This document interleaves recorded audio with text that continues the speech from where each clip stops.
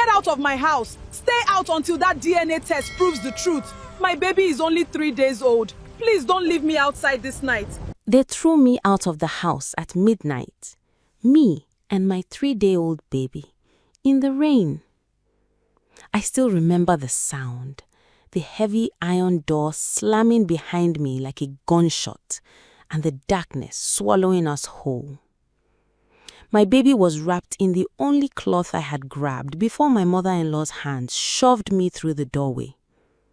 My stitches were still fresh. My body was still broken from labor, and I was standing outside in the cold, barefoot on wet sand, holding a child who had not yet seen the sun properly. My name is Adeaze, and this is the story of the worst night of my life and the morning that changed everything. Let me take you back. I married Emeka in 2019. He was not a rich man, but he was warm, hardworking, and he made me laugh. I loved him with everything I had. His family, especially his mother, Mama Chioma, they were a different story. From the very first day I stepped into that compound as a bride, Mama Chioma looked at me the way you look at a stray cat that wandered into your kitchen. Like I did not belong, like I was a problem she had not yet figured out how to solve. I tried. God knows I tried. I woke up before everyone in that house. I swept the compound. I cooked. I washed. I greeted her every morning on my knees the way our culture demands. But nothing was ever enough. She called me this girl. Never Adeaze. Never my daughter-in-law. Always this girl. When I got pregnant, I thought, maybe now things will change. Maybe a grandchild will soften her heart. I was a fool. The moment my stomach began to show, she started whispering. First to Emeka's aunties, then to the church women. Then one Sunday afternoon, right in front of me and 3 neighbors, she said it out loud. Said that the pregnancy did not look like her son's work. Said my eyes were too sharp and my character too free for an honest one. Said she always knew I had something to hide. I stood bare. My hands were shaking. My throat was dry. I looked at Emeka. He looked at the floor.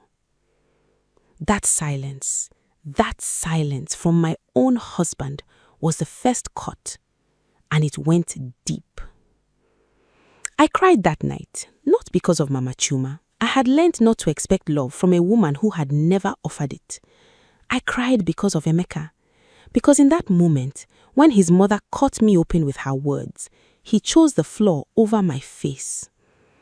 But I stayed. I stayed because I was pregnant. I stayed because I had no money.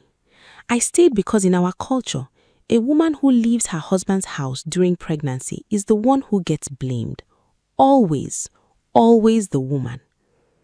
So I stayed and I swallowed and I counted the days until my baby arrived, believing somehow that everything would be better once she came. She came on a Tuesday.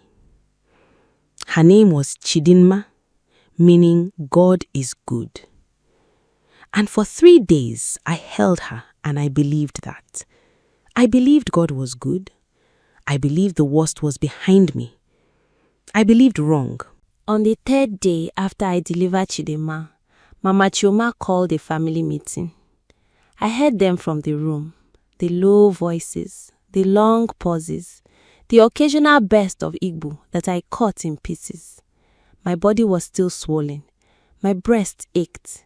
Chidinma slept on my chest, her tiny breath warm against my skin, and I lay there listening to my fate being decided in the next room, like I was not even a person.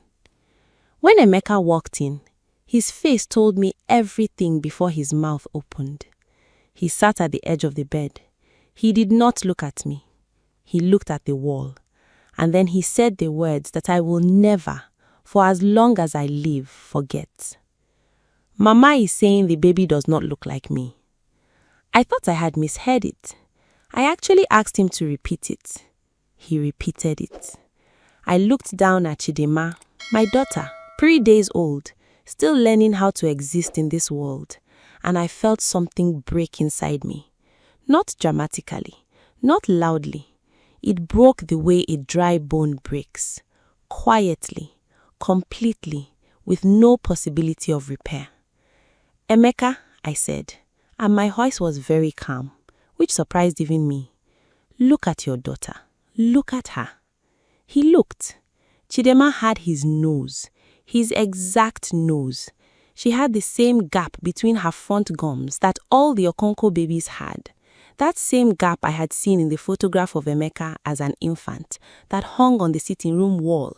She was his. She was completely, undeniably his. He saw it. I know he saw it. But Mama Chioma's voice was louder in his head than his own eyes. He said, I am not saying I believe it. I am saying it is what Mama is saying, and she is requesting a DNA test before you can continue living in this house. A DNA test for a 3-day-old baby. A baby still attached to the smell of my womb. I did not cry. I think I was too shocked to cry. I just nodded. I said, fine, arrange the test. And while you are arranging it, where am I supposed to go? He said, you can stay in the boys' quarters at the back. The boys' quarters. A room with no ceiling fan, no window that closes properly, concrete floor, a mattress that smelled like old rain. That was where he wanted me to take our newborn daughter. I packed what I could carry with one arm because the other arm held Chidima, and I walked to that room. I did not say another word to him. What was there to say? The man I married had just told me, in the most polite and cowardly way possible, that his mother's suspicion mattered more than my dignity. I lay on that mattress and I stared at the cracked ceiling, and I made Chidema a silent promise. I will get us out of this. I don't know how, but I will. What I did not know was that the worst was still coming. And if you are feeling this story in your chest right now, please subscribe and follow so you never miss a story like this. New stories drop every week. Now, let's continue. It was Mama Chioma's younger sister, Auntie Ngozi, who lit the final fire. Auntie Ngozi arrived that Friday evening from Enugu. She had not been told the full story, only Mama Chioma's version, which I am sure was colorful and creative and had very little to do with the truth. By the time she finished hearing it, Auntie Ngozi's face was set like concrete. She came to the boys' quarters. She did not knock. She pushed the door open and stood there looking at me on that mattress, Chidima nursing quietly at my breast, and she said, with no greeting, no softness, no humanity, "You cannot stay here. This is not your house. Until we confirm that child belongs to our son, you are a stranger under this roof." I looked at her. "It is raining outside, Auntie." She said, "Then you should have thought about that before you did what you did." I want you to understand something. At that moment, I felt no anger. I had gone past anger. What I felt was something colder and deeper, a kind of grief that sits in your stomach and does not move. Because this woman did not know me. She had never spent 1 hour in my company. She had heard a story from a woman who hated me and decided on that alone that I deserved to be thrown into the rain with a newborn baby. And Emeka, my husband, the father of my child, was sitting in the main house. He heard everything. He did not come out. That was the moment I stopped loving him. Not dramatically, not with crying or shouting. It just left, like a candle that runs out of wax. One moment it is burning, the next moment the flame is simply gone. I wrapped Chidima tighter against my chest. I picked up my bag. I walked out into the rain. The compound had a small zinc roof overhang near the gate, just wide enough for one person to stand under. I stood there. The rain was loud on the zinc above my head. Chidima was awake now, confused by the cold, her small face scrunching toward a cry that she didn't fully release. I tucked her inside my wrapper, skin to skin, and I hummed. I don't even know what I was humming, something my own mother used to sing. And I stood there in the dark, in the rain, outside the gate of my husband's family compound, and I thought, this is the lowest point. This cannot get lower than this. But here is what I also thought, and I want you to hold this because it is the part that saved me. If I survive this night, I will never be powerless again. The rain fell for 2 hours. I counted every minute. Chidima slept against my chest, warmed by my body, knowing nothing of the war being fought over her existence. And I stood. I did not sit in the mud. I did not knock on the door and beg. I stood. And sometime around 2 a.m., when the rain began to slow to a drizzle, I heard footsteps. The footsteps belonged to old Papa Ifeanyi. Papa Ifeanyi was the retired school teacher who lived in the small house directly across from the compound gate. He was in his late 70s, walked with a slight bend in his back, and was the kind of man that people in the neighborhood greeted with both hands. He had buried his wife 6 years before and lived alone, quiet and dignified. He had seen me from his window. He came out in his old raincoat, holding a torch, and he stood at his gate looking at me for a moment without saying anything. Then he said, very quietly, "How long have you been standing there, my daughter?" I opened my mouth to answer, and instead I started crying. Not the polite, controlled crying I had been managing for weeks, real crying from deep in my chest, the kind that shakes your whole body and makes no sound at first because the pain is too big for sound.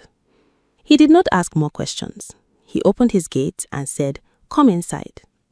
He gave me his late wife's room.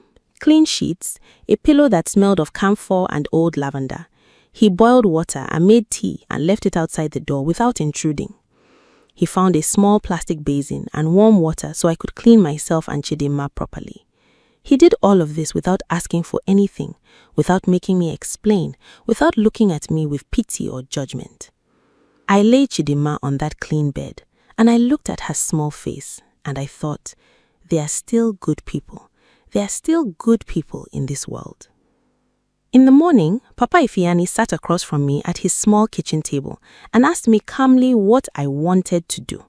Not what I should do, not what culture demanded, what I wanted. I told him the truth. I said I wanted the DNA test done immediately so that the lie could be buried. I said I wanted to leave that compound and never return. I said I had a younger sister in Lagos who had a room and had been calling me for months, begging me to come. I said I had a small skill. I knew how to make beaded jewelry, had been doing it since secondary school, and I believed I could build something if someone just gave me a small space to breathe. Papa Ifeanyi listened to all of it. Then he picked up his phone and called his son, a doctor who worked at the state hospital, and arranged for a DNA test to be done that same week at no cost to me. Then he said something I will carry for the rest of my life. He said, "Adeve, shame is a coat that other people try to put on you. You do not have to wear it."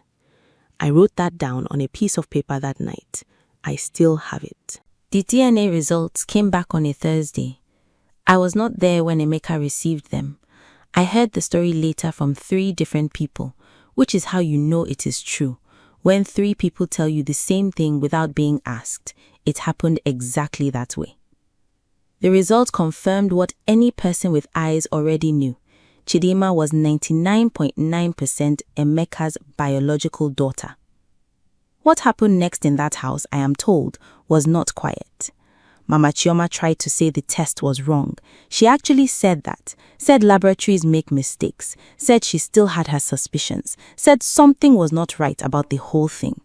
And that was when Emeka's eldest uncle, who had driven in from the village specifically because he had heard what was done to me, stood up in that sitting room and said words that apparently no one had ever said to Mama Chioma in her entire life.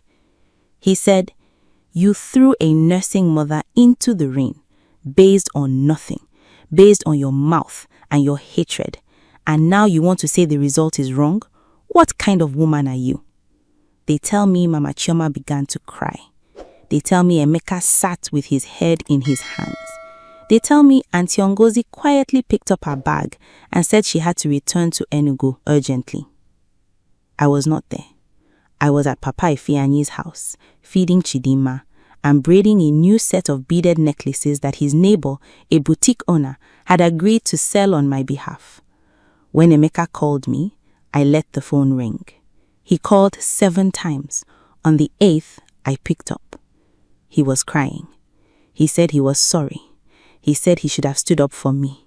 He said his mother had poisoned everything and he had been weak and he knew it and he was asking me, begging me to come back. I listened to all of it, every word. And when he finished, I said, Emeka, I forgive you. I forgive you because carrying unforgiveness is too heavy and I have a daughter to carry instead. But I am not coming back. Not now, maybe not ever.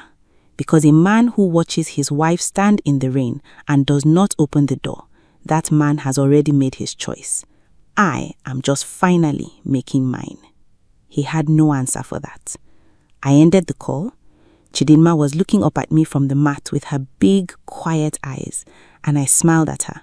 A real smile, the first real smile in a very long time. We are going to be okay, I told her. Watch. 3 months later, I was in Lagos. My sister Anneka had a single room in Mushin, small and noisy and full of life. Her neighbors cooked with their doors open. Children ran through the corridor at all hours, and every evening the smell of frying plantain drifted through the entire building. It was cramped. It was loud. It was the most alive I had felt in years. I set up my jewelry business on a small table in the corner of that room. Chidinma slept in a cot beside me while I worked. Anneka watched her during the day while I attended a short business training that a women's cooperative in the area ran for free. I learned about pricing. I learned about packaging. I learned how to photograph my pieces properly with just a phone and a piece of white cardboard. I opened an Instagram page. In the first week, I had 11 followers. 9 of them were people I knew personally, and 2 were strangers who had stumbled in. But I posted every day. Every single day I showed my work. A new piece, a close-up of the beads, the colors, the patterns. I wrote small captions about each one, sometimes about the design, sometimes just honest things about being a young mother starting over. One evening, I posted a necklace I had made, deep green and gold, the colors of the Igbo ceremonial cloth, and I wrote honestly in the caption. I did not use my full name. I just said, made this while my daughter slept. We have been through a rough season, she and I, but beauty still comes out of hard hands. I woke up the next morning to 4,000 likes and over 200 comments. A fashion blogger in Abuja had shared it. Then a UK-based Nigerian influencer had reshared that. By afternoon, my page had 11,000 followers. My DMs were full. A boutique in Victoria Island sent me a message asking for 40 pieces. A wedding planner in London asked if I shipped internationally. I sat on that small bed in Mushin, Chidinma in my lap, phone in my shaking hand, and I cried. But this time, the crying was the good kind, the kind that means something has shifted, the kind that means the ground beneath your feet has finally decided to hold you. I want to tell you what happened with Mama Chioma, because the story does not end without it. 6 months after I left, she fell ill. Nothing life-threatening, but she needed help in the house, and Emeka was working long hours. He called my sister and asked if I would consider speaking with his mother. Just speaking.